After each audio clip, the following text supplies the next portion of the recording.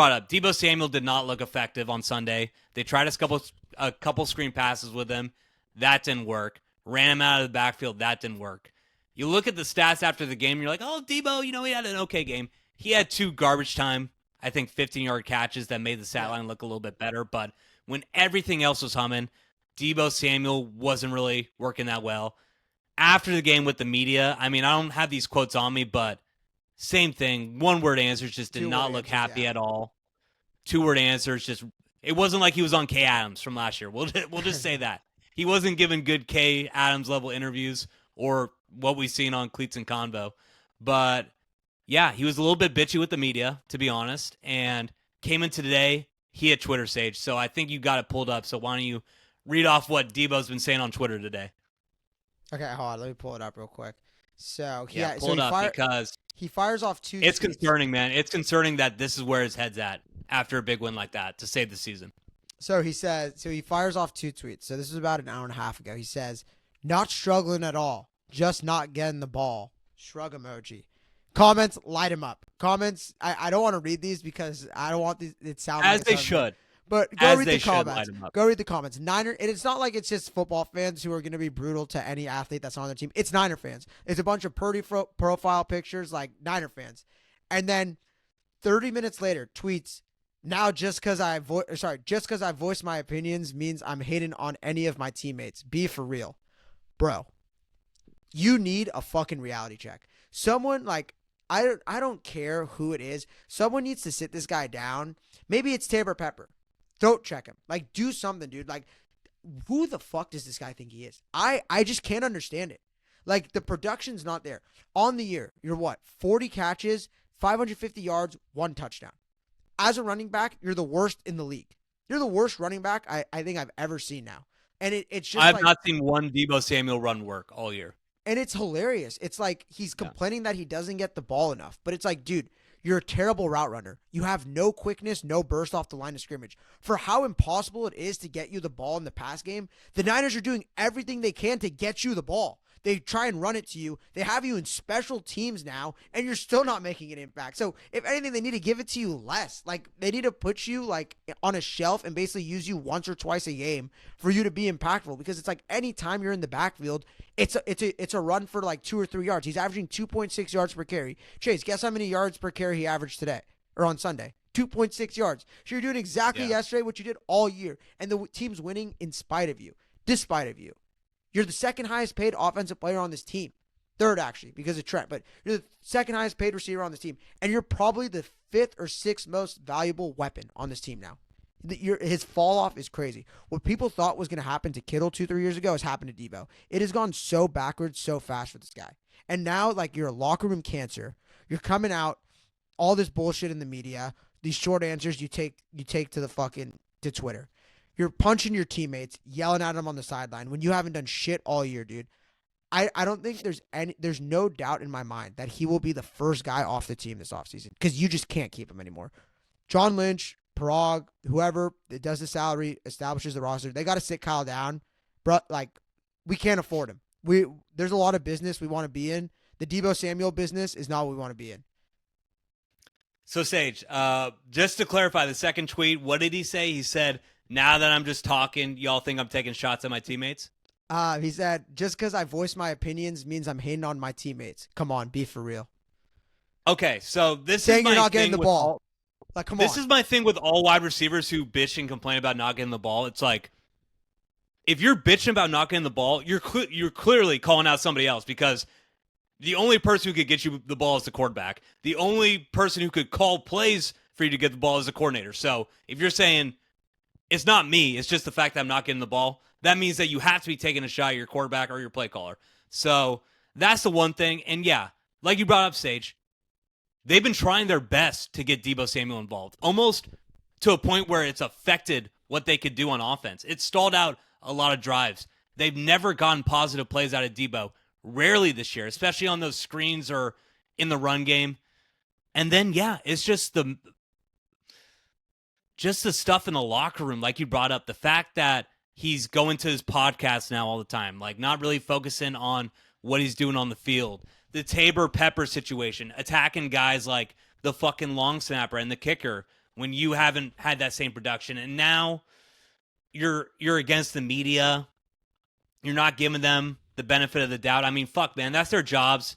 They're not looking for Shakespeare level fucking answers from you. They're just like trying to see what's going on with the game.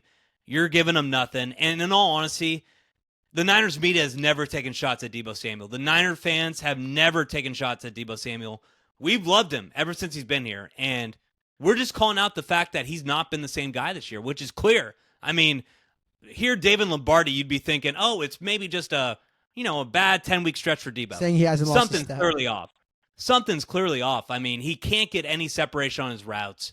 He can't hit holes in the run game like he used to. He just can't get anything going. So the fact that you have this now on top of it seems like defensive. very bad, man. And the thing that pisses me off the most is that this should be all-time vibes heading into Thursday. This should not be something that's brought up because now the players are going to get asked about it. The next time that Brock takes the stand at the for the media, he's going to be asked about it. Kyle Shanahan's going to be asked about it. So now with the season of distractions that you had all year, the Ayuk, the Trent contract negotiations, McCaffrey being injured, nobody knowing what's going on, all the late game leads that you've blown. There's been so many fucking distractions around this team. And now you get to the point where you had your best win of the season, you kept the year alive, and you just need to win the last 4 games to give yourself a really good shot to make it to the playoffs, and you give your team another distraction when they've been picking you up all year when you haven't given them shit. What a joke. And Sage, you said that he's going to be the first guy off the fucking team next year. Did you see the report coming out from Matt Mayoko? No, which one are you referring to? So Matt Mayoko says that there's no sign that Deebo Samuel is not going to be on the 49ers in 2025. It seems like Chase, that the Deebo Warriors, Samuel is going to be on the 49ers next year. The Warriors, the day before they traded Jordan Poole, said he's a Warrior for life. It's just that's business. true. So it's just business, bro. They don't want to fuck up the locker room as it stands because what if they can't get rid of him? If they could get rid of him tomorrow, they would. They just can't. They're not going to cut him. But if there was a trade out there to get rid of him now, they would. Kyle's not stupid. I know he's Kyle's boy, but it ain't personal. It's just business. Chase, I think people just figured him out. Like DBs know. Like I'm not saying that it's the wrong decision. I'm just saying that I don't buy. You got media reports saying that it's not going to happen. I don't buy that shit 1 ounce. Fuck no. They'd get rid of him. No way, bro. It's gone backwards. Chase, since 2021, right? 2021 year he got paid. He had 1,400 yards receiving, and he had 300 yards rushing. Since then, 600 yards, 800 yards, 500 yards, 200 yards rushing, 200 yards rushing. This year, 92 yards rushing, 2.9 a carry. Years before, 6.1 yards per carry, 5.5 yards per carry, 6.2 yards per carry. It's gone backwards. He's not the same guy. DBs, they know how to play him. They just press him on the line of scrimmage because he has no quickness. He has no route running. He's not going to destroy you like with his route tree because he only has a quick slant up the middle and just hopes like you get a busted coverage. Even his one receiving touchdown this year, the one against Seattle, it was because the DB fell asleep and he just ran free for like 60 yards. That's it for him. That's it for him. He's washed. And the first step of a washed athlete is always denial. You see it with like a you guy saw it like, with Klay Thompson, right? You saw it with Klay Thompson, the fact that he couldn't accept that you lost a step, that you can't be that same guy. You can't be the starting, small forward guard for the Warriors. You're gonna need to be in that 6-man role. It really is like Klay. It reminds me of Klay. If you want to be a part of a winning team. And it seems like Deebo's falling right into that. You're right. I was going to say, it reminds me of like Carmelo. Like literally it reminds me of Carmelo where like he just thinks he's still the guy for like so long. And it's like, dude, like it's always denial with the first year, 2 years. Like you could still be impactful in this league. Like look at Cordero Patterson, like guys like that. Like, but you're like not on Sunday. Not on Sunday. I don't know if you saw what happened, Sage. He kind of fucked you, Cordero Patterson. We'll get into that. A 10% snap share and maybe 2 to 3 yards or 2 to 3 carries / touches a week. And I think that's all you're good for. But your contract, you might, for how little Brock Purdy is or for how much Brock Purdy is underpaid, you are that much overpaid at this point in your career. It's just sad because I love Deebo. Sage, the thing is too, it's not like it's not like he tore his ACL last year.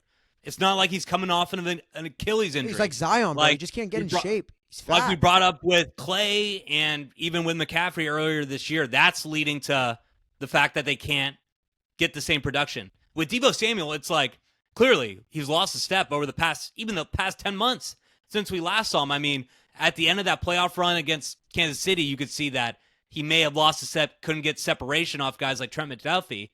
but it's just gotten way worse. And it's not, you can't even point to an injury. I mean, what is he, about 28, 29? I have no. He's not 30. He He's definitely around there. I could look he it up right hasn't now. even gotten over that 30-year-old mark. No significant 28. injuries. He'll be 29 in January. He changed his number And it and looks just like became washed. and looks like a completely different player. So not only that, and now you're affecting the locker room as well. It's the personal side of things that is making you a detriment to the 49ers team. So through all the positives, I thought that coming into Monday, the one negative that I had was Deebo Samuel with how he played and the fact that he couldn't even get it going in a game where everybody was eating. And then you could see that frustration come in the locker room, and it went on Twitter to everybody and to the public now. So now it's a big story. Not happy about that.